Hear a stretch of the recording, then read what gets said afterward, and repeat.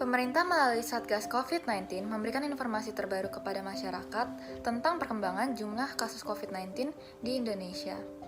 Berdasarkan update terakhir yaitu 1 Maret 2021, berikut adalah jumlah terbaru daripada COVID-19 di Indonesia.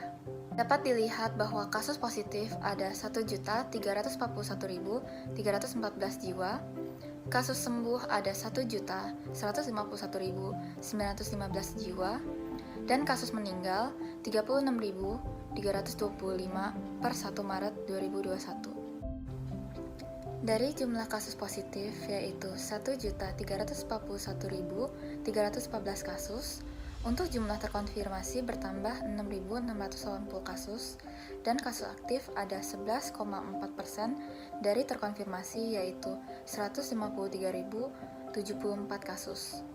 Sedangkan dari jumlah kasus sembuh yaitu 1.151.915 kasus, itu merupakan 85,9% dari terkonfirmasi.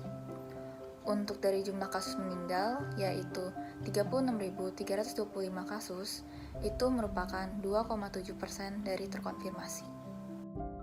Berikut dipaparkan peta sebaran dari kasus COVID-19 di beberapa provinsi yang kami ambil data dari Kementerian Kesehatan pada tanggal 28 Februari 2021. Pada posisi pertama dapat dilihat terdapat Provinsi DKI Jakarta dengan jumlah kasus sebanyak 339.735 dengan persentase 25,5%. Lalu yang kedua, Provinsi Jawa Barat dengan jumlah kasus 211.212 dengan persentase 15,8%. Lalu yang ketiga, Provinsi Jawa Tengah dengan jumlah kasus sebanyak 153.029 dengan persentase 11,5%. Lalu yang keempat, ada Provinsi Jawa Timur dengan jumlah kasus 129.459 dengan persentase 9,7%.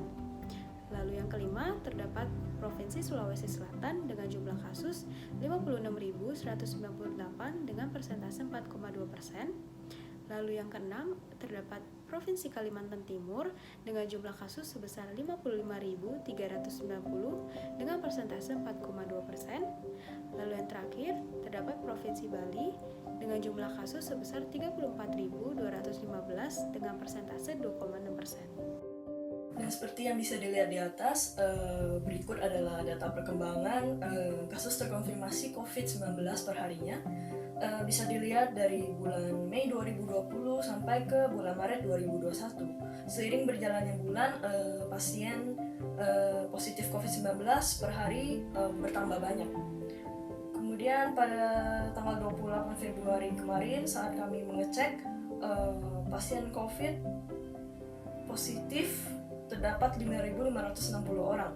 Dan kemudian esokan harinya dicek lagi pada tanggal 1 Maret 2021, pasien bertambah banyak menjadi 6.680 orang.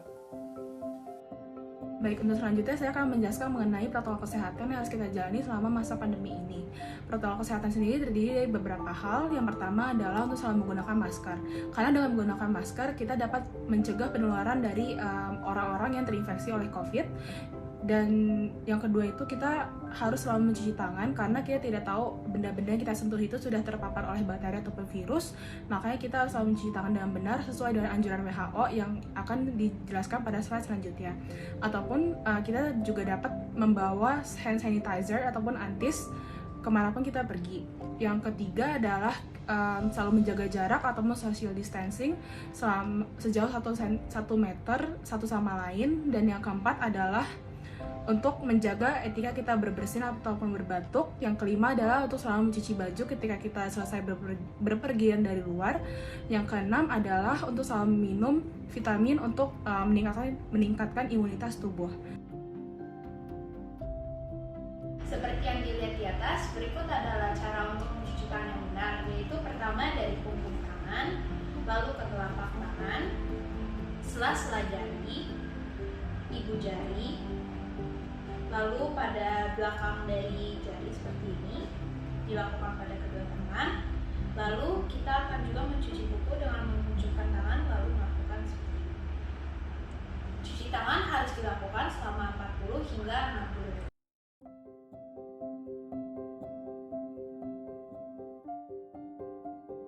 Masa pandemi COVID-19 ini mengharuskan kita untuk bekerja atau belajar di rumah, sehingga mempengaruhi penurunan aktivitas fisik kita yang bisa menyebabkan kita mudah merasa lelah, ataupun kita mudah terkena suatu penyakit yang dikarenakan sistem kekebalan dalam tubuh kita menurun. Oleh karena itu, kita harus meningkatkan sistem kekebalan tubuh kita, karena ini merupakan salah satu cara untuk kita terhindar dari infeksi corona ataupun COVID-19 ini. Beberapa hal dalam meningkatkan sistem kekebalan tubuh dalam meningkatkan sistem kekebalan tubuh kita ada beberapa hal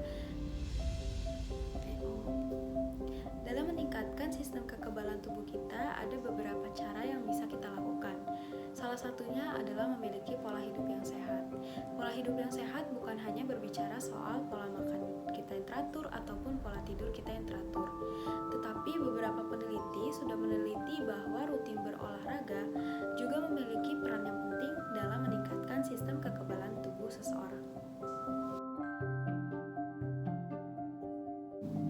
Berikut merupakan salah satu cara juga dalam meningkatkan daya tahan tubuh kita, yaitu berjemur. Berjemur pada pagi hari memiliki banyak manfaat bagi kesehatan tubuh kita. Dikarenakan sinar ultraviolet pada cahaya matahari akan merangsang tubuh kita untuk menghasilkan vitamin D yang berguna untuk meningkatkan daya tahan tubuh kita. Perlu diketahui bahwa berjemur yang aman adalah dilakukan pada sekitar pukul 9 pagi selama 5-15 menit. Berikut merupakan salah satu cara juga dalam meningkatkan daya tahan tubuh kita. Selain memiliki pola hidup yang sehat, pola makan yang baik dan teratur, rutin berolahraga, rutin berjemur di pagi hari, kita harus mengkonsumsi vitamin juga. Karena vitamin ini bisa meningkatkan daya tahan tubuh kita. Seperti yang dilihat di atas, saya sedang mengambil sebuah masker untuk dipakai sebelum pergi. Masker tersebut seperti ini.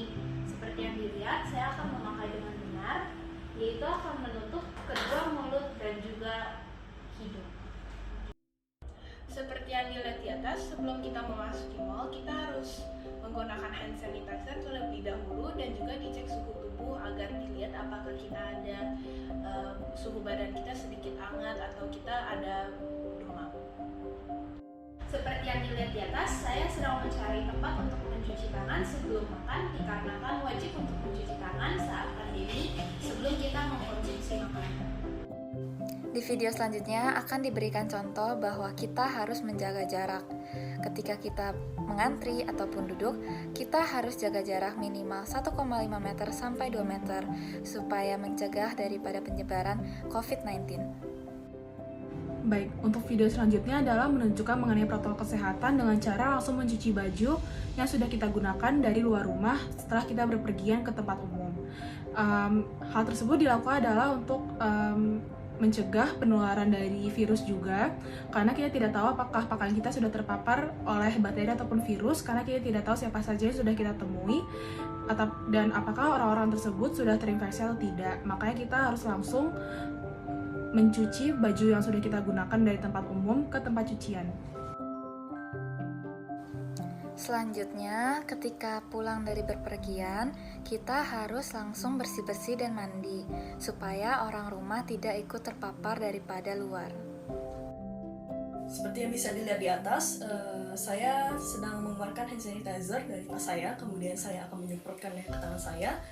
Dan setelah saya menyemprotkan hand sanitizer ke tangan saya akan menyemprotkan itu ke barang-barang yang telah saya bawa dari bepergian tadi, agar barang-barang tersebut terhindar dari kuman-kuman. Baik, selanjutnya saya akan menjelaskan mengenai video di atas. Video di atas adalah salah satu protokol kesehatan yang harus kita jalani di tempat umum, tepatnya yaitu di tempat makan ataupun restoran. Salah satu protokol kesehatan yang dapat kita jalani adalah dengan memindai menu dalam bentuk elektronik, ketimbang menggunakan buku buku manual untuk melihat menu makanan. Karena dengan memegang buku manual makanan, kita tidak tahu siapa saja yang sudah menyentuh buku tersebut, dan kita tidak tahu apakah buku tersebut sudah terpapar virus ataupun bakteri. Sehingga untuk menjaga kehigienisan dan juga mencegah penularan dari virus COVID, terutama pada saat masa pandemi ini, lebih baik kita memindai menu makanan melalui handphone sendiri ataupun alat komunikasi kita sendiri untuk mencegah penularan lebih lanjut.